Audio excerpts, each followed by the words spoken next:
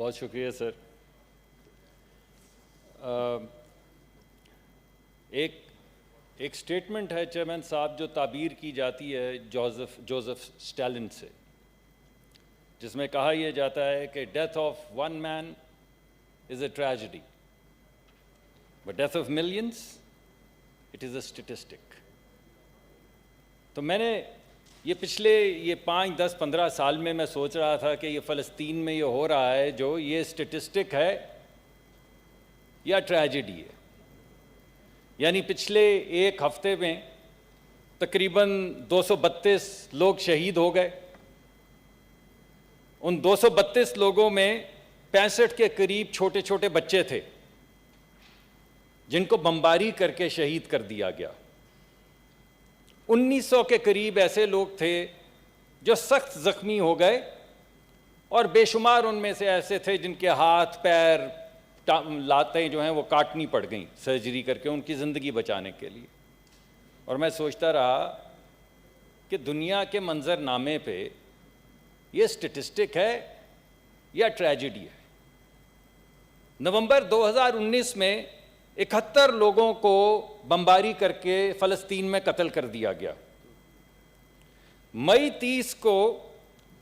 2019 کو 21 لوگوں کو بمباری کر کے اور زمین کے اوپر فورس کا استعمال کر کے قتل کر دیا گیا.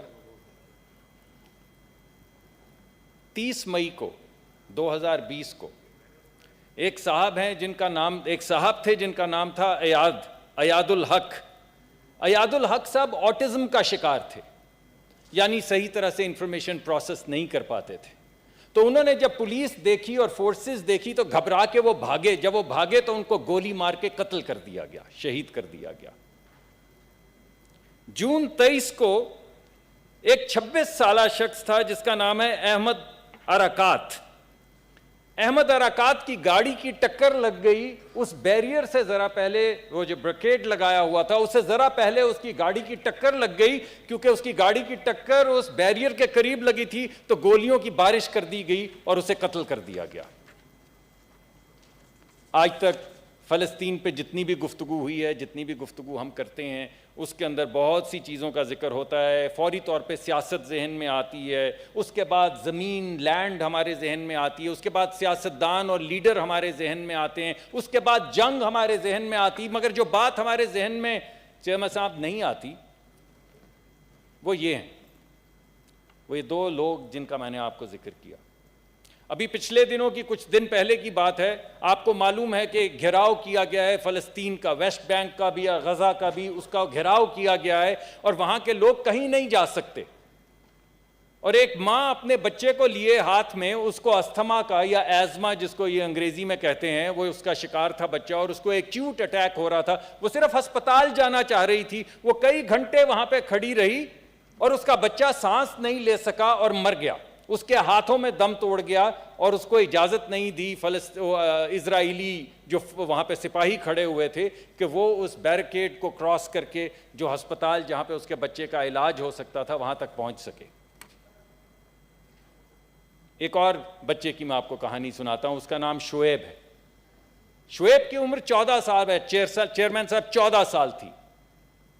میرے بیٹے کی پرسوں 16ویں سالگرہ ہوئی، اللہ اس کو لمبی زندگی دے. یہ بچہ شعیب اس سے 2 سال چھوٹا تھا، 9ویں جماعت میں پڑھتا تھا. اس کے گھر میں ریڈ کی گئی اور رات کی تاریکی میں اس کو اٹھا کے لے گئے.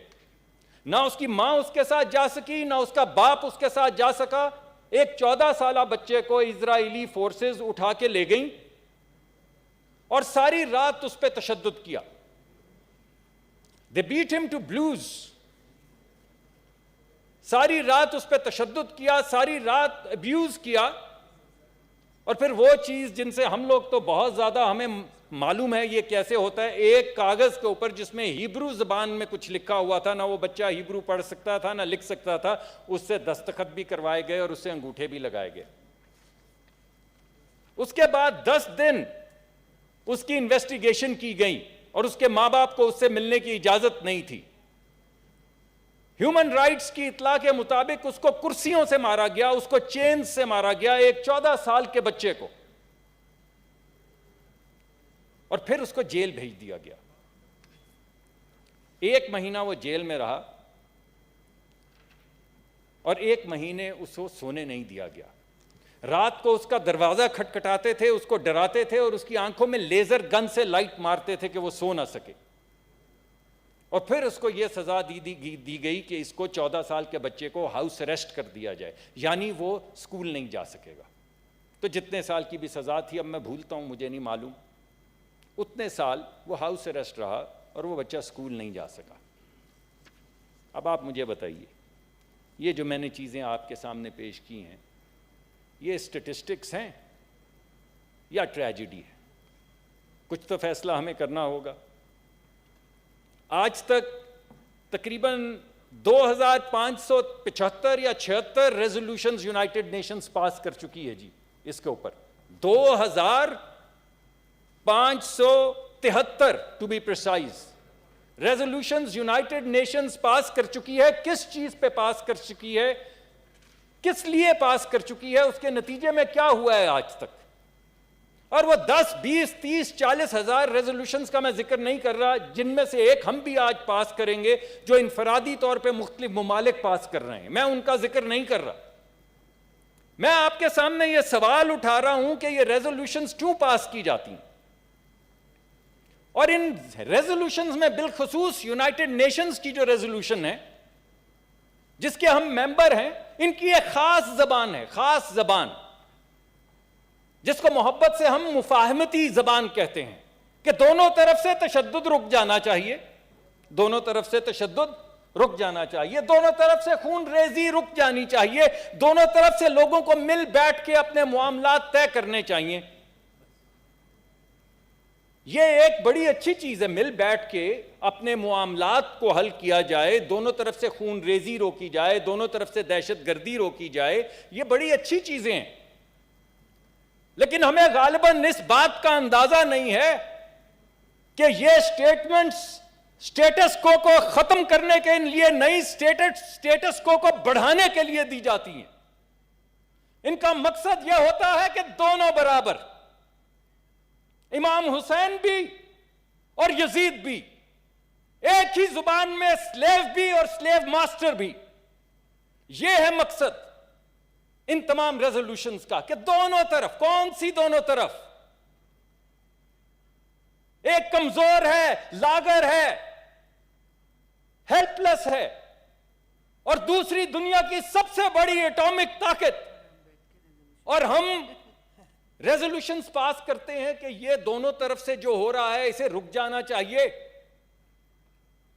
تو بھائی میں آپ سے یہ کہنا چاہتا ہوں کہ یہ جو مفاہمتی ریزولوشنز جن میں دونوں اطراف کا ذکر کیا جاتا ہے, یہ وجہ ہیں اس سٹیٹس کو کی.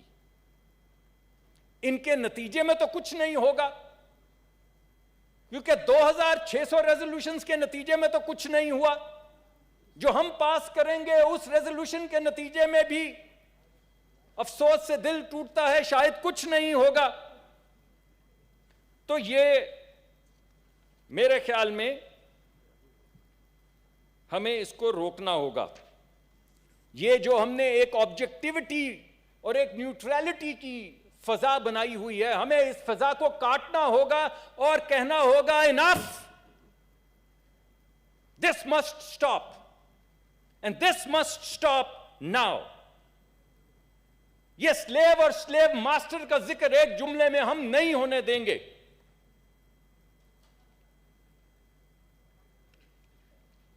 تو میں آپ سے درخواست یہ کرتا ہوں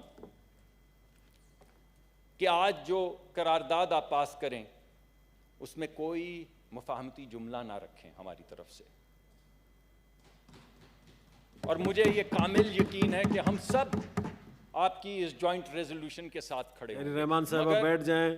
اس میں کوئی ایک مفاہمتی جملہ ڈائریکٹ یا انڈائریکٹ خدا را مت رکھیں. یہ یاد رکھیں کہ ملک یہ دنیا کے اندر جب غلامی یا سلیوری ختم ہوئی تھی تو وہ نیوٹرلٹی سے نہیں ہوئی تھی. یہ یاد رکھیں کہ یہ سول رائٹس کی موومنٹس جو پوری دنیا میں چلی اور کامیاب ہوئیں تاریخ اٹھا کے امریکہ کی دیکھ لیں، یہ کسی نیوٹرلٹی کے ذریعے نہیں ہوئی.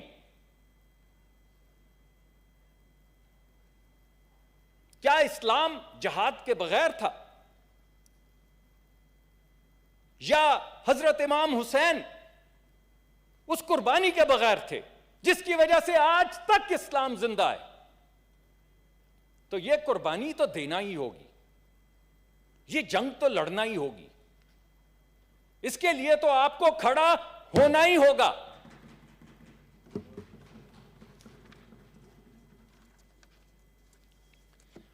میں اس آگسٹ ہاؤس سے آپ کے ذریعے چیئرمین صاحب یہ درخواست کروں گا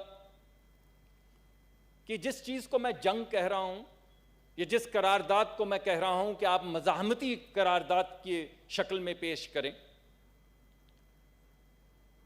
اس سے فلسطین کو تو فرق پڑے یا نہ پڑے، اس سے ہماری اپنی ہیومینٹی کو فرق پڑے گا. This is about Palestine, but this is also about us. This is also about our humanity. This is also about being on the right side of history.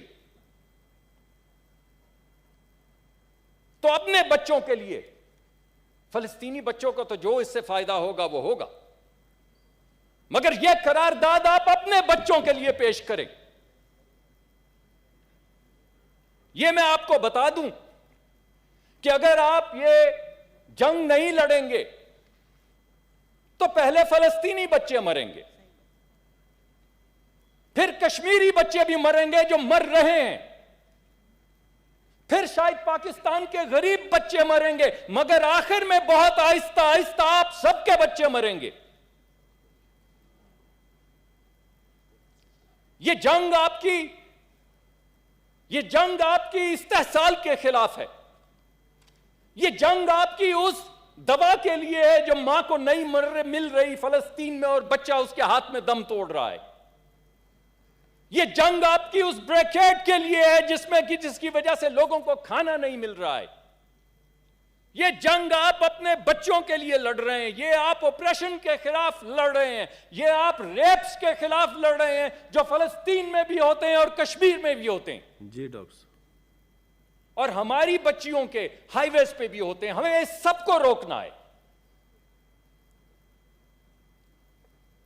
تو تمام زندگیاں میٹر کرتی ہیں چیئرمین صاحب، مسلمان زندگیاں، ہندو زندگیاں، عیسائی زندگیاں، یہودی زندگیاں، یہ تمام زندگیاں میٹر کرتی ہیں. ان سب کے رائٹس کے لیے ہم اکٹھے ہیں، بٹ پیلسٹائن فرسٹ. فلسطینی زندگیاں زیادہ میٹر کرتی ہیں کیونکہ وہ مر رہے ہیں اس وقت. کشمیری زندگیاں زیادہ میٹر کرتی ہیں. کشمیری لائفز فرسٹ، بیکاز ان کی زندگیاں، ان کے حقوق ختم کیے جا رہے ہیں. So all lives matter, but the Palestinian and the Kashmiri lives first, and the poor over the rich first. اور پھر ہم باقی چیزوں کی بات کرنے کے لیے ہر وقت تیار ہیں. جی. اور میں آپ سے یہ کہوں گا اور آپ کے ذریعے اس ہاؤس سے کہوں گا کہ دیکھیے، تاریخ کو اٹھا کے دیکھ لیں. صرف کچھ لوگ ہیں جو میٹر کرتے ہیں. آپ کو لگتا ہے میں کچھ نہیں کر پاؤں گا، آپ کو لگتا ہے میں کچھ نہیں کر پاؤں گا، مگر آج تک حضرت امام حسین زندہ ہیں اور یزید نہیں. آج تک مارٹن لوتھر کنگ زندہ ہے مگر سلیوری نہیں. آج تک بھگت سنگھ کا نام لیا جا رہا ہے مگر راج کا نہیں. اور آج تک نیلسن منڈیلا زندہ ہے مگر اپارتھائیڈ نہیں. تو آپ میں سے کون نیلسن منڈیلا ہے؟ آپ کی کون سی ریزولوشن دنیا کے تھیٹر میں کب کیا کام کرے یہ آپ کو معلوم نہیں. آپ اپنا کام کرتے جائیے. تو میری درخواست ہوگی کہ آج ایک سخت ترین مزاحمتی ریزولوشن جو ہے اس ہاؤس سے پاس کریں جی. اور ان تاریکیوں کو ختم کریں. اور میں اس ہاؤس کو سے استدعا کروں گا کہ stand up now and get counted, because now is the time. Now. وہ کیا ہے کہ ہو نہ ہو اپنے قبیلے کا بھی کوئی لشکر. اسی امید پہ ہیں ہم, اسی امید پہ سب زندہ ہیں, اسی امید پہ اس آگسٹ ہاؤس میں آتے ہیں کہ ہو نہ ہو اپنے قبیلے کا بھی کوئی لشکر, منتظر ہوگا اندھیروں کی فصیلوں کے ادھر. ان کو شعلوں کے رجز اپنا پتہ تو دیں گے, خیر ہم تک نہ بھی پہنچیں وہ صدا تو دیں گے. دور کتنی ہے ابھی صبح بتا تو دیں گے. بہت بہت شکریہ جی. Thank you. Senator Mohsin Aziz. شکریہ چیئرمین صاحب. بسم اللہ الرحمن الرحیم.